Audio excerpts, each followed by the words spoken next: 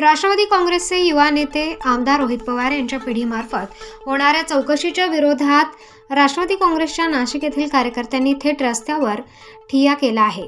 जिल्हाधिकारी कार्यालय नाशिक या ठिकाणी सुमारे 4 ते 5 तास या ठाण मांडून या चौकशी प्रकरणी सरकार विरोधात कार्यकर्त्यांनी जोरदार अशी घोषणाबाजी केली।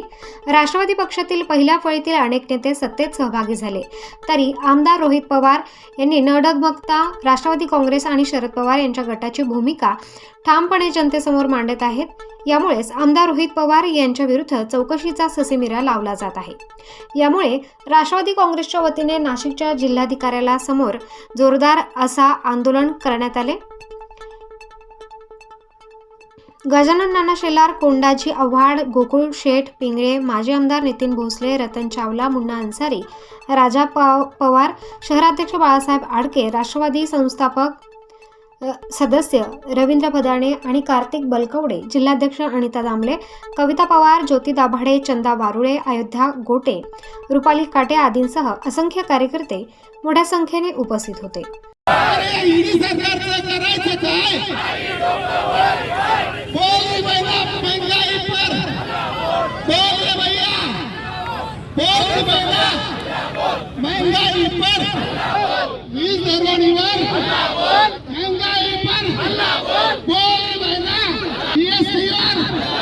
मोदी साहब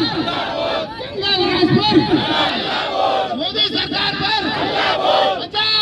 पर भावी आमदार या तिकडून या ना, पाठीमागून या. आमदार साहेब आमच्या तुम्ही पाठीशी अशी पाठीमागे जा, तवा दिसते. हे आमच्या पाठीशी. तुम्ही तिकून जा वाटलंच प्रेम हे घ्या, मोठी घ्या. राष्ट्रवादी पक्षाचे आमदार रोहितदादा पवार यांच्यावर जी ईडीची चौकशी करता आज परत त्यांना बोलवले, त्यांचे विरोध करता आम्ही आज सर्व इथं नाशिक जिल्ह्याचे राष्ट्रवादी काँग्रेसचे सर्व कार्यकर्ता विरोध करण्याकरता नाशिक कलेक्टर ऑफिससमोर आम्ही गोळा झालेलो आहे।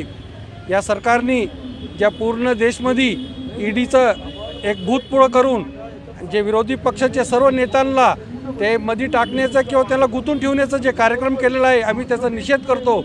जेणेकरून या देशामध्ये स्वतंत्रचं जे लढून आम्ही आज स्वतंत्र भेटलेले आहे त्याला बाधित करत इथं लोकशाहीला खतम करून इथं ते एक हातीशाही त्यांचा आणण्याचा प्रयत्न आहे। जेणेकरून सर्व पक्ष इथून संपून जायला पाहिजे आणि फक्त भारतीय जनता पार्टी यांचं राज्य असायला पाहिजे, जे या लोकतंत्राला घातक आहे। आम्ही या सर्व गोष्टींचा विरोध करतो आणि यांच्या विरोधाकरता आम्ही लढा देत राहणार आहे। ज्यापर्यंत भारतीय जनता पार्टी या देशातून जात नाही त्यापर्यंत आमचा हे लढा चालू राहणार आहे।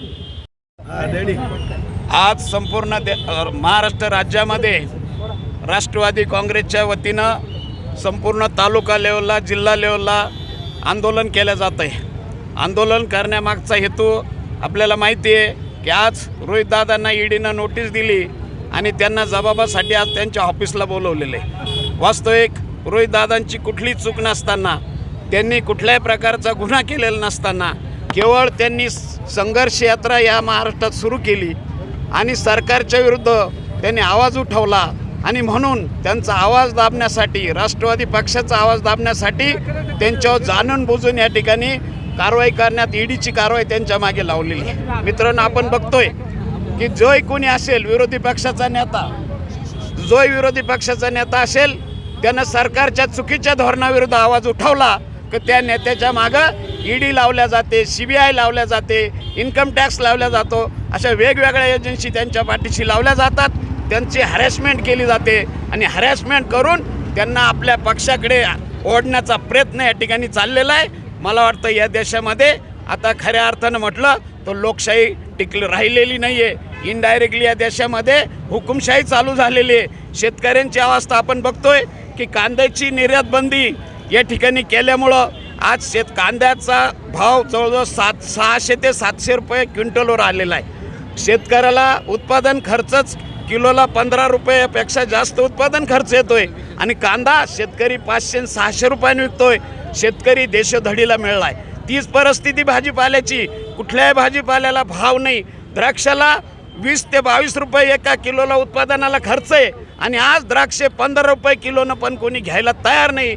त्याच्यामुळं या राज्यामध्ये, या देशामध्ये शेकडो शेतकरी या ठिकाणी आत्महत्या करून राहिलेले, परंतु याच्याकडे शासनाचं लक्ष नाही आहे।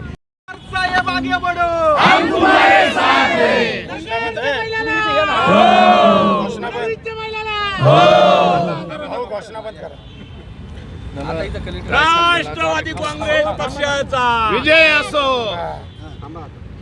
या ठिकाणी संपूर्ण महाराष्ट्रामध्ये राष्ट्रवादी काँग्रेस पक्षाच्या माध्यमातून सर्वीकडे आंदोलन केले जात आहे. मुळामध्ये या सरकारने अनेक प्रश्न जे लोकांच्या आवश्यक गरजेचे आहे या प्रश्नाकडे दुर्लक्ष करून या ठिकाणावर सातत्यानं लोकांना पुढे जातीयवादामध्ये अडकून ठेवलेलं आहे.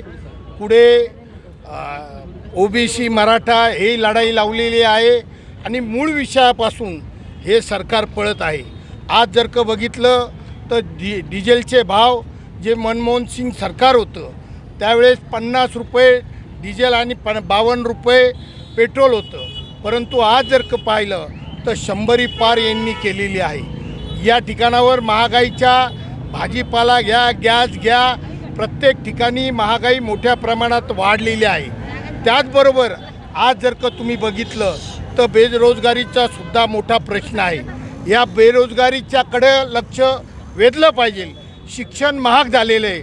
अनेक शाळा बंद करण्याचं काम हे शासन दत्तक योजनेच्या माध्यमातून करत आहे आणि त्या दृष्टिकोनातून या ठिकाणावर बघितलं तर भविष्य काळामध्ये आमच्या गोरगरिबांना शाळा शिल्लक राहणार नाही. सरकारी शाळा बंद होतील आणि खाजगी शाळेला प्रोत्साहन देण्याचा प्रयत्न या ठिकाणी केला जात आहे. या ठिकाणी केवळ त्यांना अदानी अंबानी ह्या लोकांना पोसायचं आहे. आज जर का बघितलं देशावर 2.5 लाख कोटी रुपयांचं कर्ज या ठिकाणी झालेलं आहे का 10 वर्षामध्ये हे जवळपास तिपटीनं वाढलेलं आहे. आणि अशाच पद्धतीनं जर का शासन चाललं, रुपयाची व्हॅल्युएशन आपल्या पडलेली आहे. आपल्यापेक्षा बांगलादेशाचा रुपया हा डॉलर हा कमी दराने त्यांना मिळतो आहे आणि आमच्या तिथे बघितलं तर मोठ्या प्रमाणामध्ये नागरिकांना याला तोंड द्यावं लागतं. या ठिकाणी गंभीर परिस्थिती या देशामध्ये निघालेली आहे. तोडो फोडो आणि झोडो या पद्धतीनं त्यांचं राज्य करण्याचा प्रयत्न चालू आहे. सेनेला फोडलं, राष्ट्रवादीला फोडून आज त्यांना वाटत आहे की बुवा कुठे आपल्याला सत्ता मिळू शकत नाही या महाराष्ट्रात. तर या महाराष्ट्रामध्ये अनेक दिग्गजांना फोडण्याचा प्रयत्न आर्थिकदृष्ट्या ईडीचा धाक दाखवून या ठिकाणी इन्कम टॅक्सचा असेल, GSTचा असेल अशा माध्यमातून धाक दाखवून या ठिकाणी लोकांना फोडण्याचं काम करत आहे. आमचं तर मत आहे ज्यांच्यावर कोट्यवधी रुपयांचे आरोप आहे, ज्या ठिकाणी 70,000 कोटी रुपयांचा भ्रष्टाचार झाला असं ते म्हणता, परंतु त्याच्यावर पुढे त्यांच्या सानिध्यात आल्यामुळे तो प्रश्न मिटून गेला. अशा अनेक लोकांवर या ठिकाणी तशा पद्धतीनं केलेलं आहे. जर का तुम्ही बघितलं आता काही BJPमध्ये गेलं तर तिथे काही वॉशिंग मशीन आहे का गुजरातचं, अनेक उद्योग आमचे गुजरातला पळून नेले जात आहे. ही सुद्धा गंभीर बाब या ठिकाणी लक्षात घेतली पाहिजे आणि त्याचा निषेध म्हणून आम्ही संपूर्ण महाराष्ट्रामध्ये राष्ट्रवादीच्या माध्यमातून कलेक्टर कचेरीसमोर या ठिकाणी निवेदन देत आहोत. आज शेतकऱ्यांचा प्रश्न बघितला तर शेतकरी हवालदिल झालेले, अनेक तालुके आपले दुष्काळी आहे, तिथे दुष्काळ जाहीर केलेला नाही आणि त्या ठिकाणचे जे काही संकट आलं होतं अवकाळी पावसाचं, त्या अवकाळी पावसाच्या संकटामध्ये सुद्धा मोठ्या प्रमाणात शेतकऱ्यांची हानी झाली, परंतु त्यांना कुठल्याही परिस्थितीची मदत या शासनाकडून अद्यापपर्यंत झालेली नाही.